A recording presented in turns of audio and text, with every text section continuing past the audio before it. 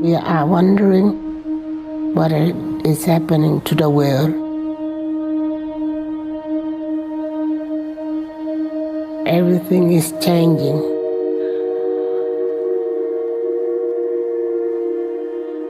The very idea of human being some sort of natural concept is really going to change.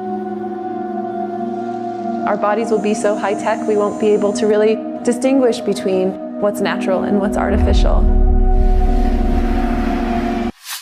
This is profound. She said the very idea of human beings being some sort of a natural concept is going to change, and that our bodies are going to be so high-tech we will not be able to distinguish between what's natural and what's artificial.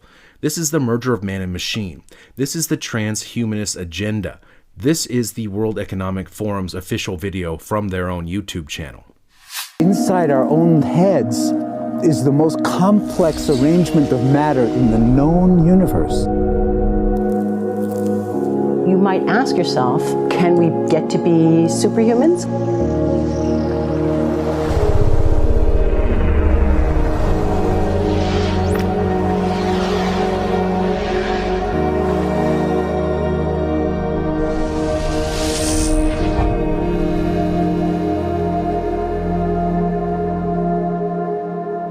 The original Industrial Revolution was driven by the discovery that you could use steam engines to do all kinds of interesting things.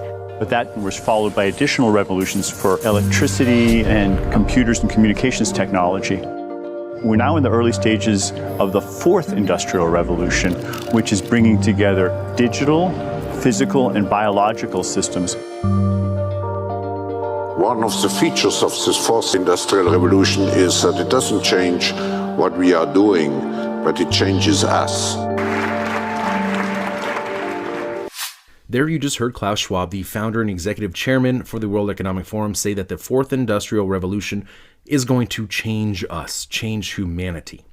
With the ability to visualize brain activity, for example, through a simple consumer-based EEG device, it gives us access to ourselves in ways that we've never before thought possible. It unlocks the black box that is the brain and enables us to really, truly be able to realize an identity that is aspirational. There's now a scientific foundation for the effects of mindfulness on the brain, on the genome, on biological aging. And when the human mind does know itself, then you get the potential for a new renaissance that restructures itself in terms of our relationship to life, our relationship to the planet, our relationship to work.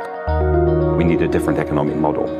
And by that I don't mean capitalism versus communism. What I'm talking about is a shift in the system along the lines of the two big changes that happened in the 20th century, Keynesianism, with a much greater focus on health and education and the role of government working with business, and then a reaction against that in late century to neoliberalism, where the focus was on free markets, freedom of the individual, and getting governments out of the way. We need a shift to a new system that will allow us to meet the basic needs of every human on the planet, that will live within planetary means, that will be fairer, and that will be focused as its key goal, not on growth per se, but on maximizing human well-being. And history tells us that a values shift is triggered by creation of a new story about how we want to live.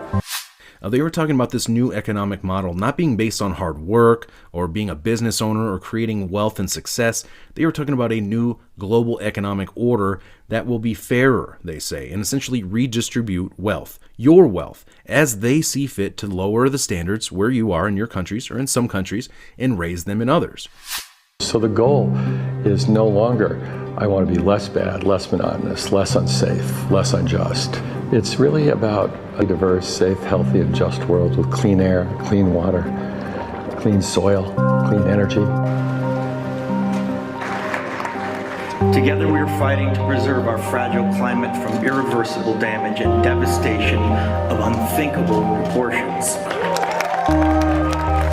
Are you beginning to see crisis has accelerated the 2030 agenda and global governance, and how they use public figures such as celebrities to help sell it to the public because people do not trust governments and institutions? Now, of course, the fourth industrial revolution will be sold to humanity as a way to better mankind, a word which they don't want you to use. Mankind, the UN doesn't like that. They want humankind, right? Anyways, they will make paralyzed people walk again. They will help the blind to see. And while this is all amazing and great, history shows us that time and time again, things that could be used to benefit humanity are often weaponized and turned against humanity. Humans have always been using tools, but because of the recent advances in technology, we're beginning to have machines that can augment us in all sorts of interesting ways. I was the first person in the world to be able to voluntarily move my legs while stepping in a robot by exciting the nervous system using electrical stimulators directly onto the spine. We believe that a cure will be possible if enough of the right people have the will to fast-track a cure for paralysis. The projection of 5 million jobs lost by 2020 to technology is serious, but it's not the main question. Construction, manufacturing, services, public health and education, these industries will still exist. The main question is, what will be the future of work? How will we define work? How will we share the wealth? One of the things that I think is so essential to free and open societies is freedom of thought. And up until now, the conversation we've been having is around freedom of speech. Once we can access people's thoughts and access people's emotion, we have to create a space that enables people to think freely, to think divergent thoughts, to think creative thoughts. And in a society where people fear having those thoughts, the likelihood of being able to enjoy progress is significantly diminished. Did you just hear that? She said right now the discussion has been around free speech, but basically once we get that out of the way, once we get access to people's thoughts and once we get access to people's emotions, we need to create a framework for people to think in so people aren't scared and so people are safe. This is absolutely terrifying. Talk about thought police. They are fully intending and telling us right now that they plan to have direct access to your thoughts and to your emotions and be able to manipulate them as they see fit, of course, for the greater good.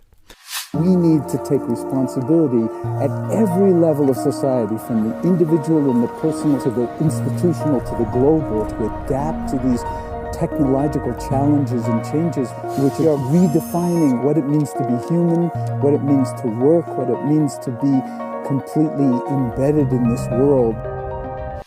This is not about saving the planet. This is not about equality. This is about control. Many of the jobs will be taken by robots, so they will redefine work and what it means to work. They want to redefine what it means to be human and determine for you your role and your future of being essentially a transhumanist cyborg integrated into this new control grid. Now, right now we are witnessing the controlled demolition of the current system of control by design in order to usher in this new transhumanist agenda, this new system of global governance, this new digitalized system of control where we will be unable to distinguish organic life from artificial. We won't even have access to our own thoughts, or we'll have access to them, but we won't even be able to control our own thoughts and emotions because they're going to do that for us, because we're going to be tied into their grid system.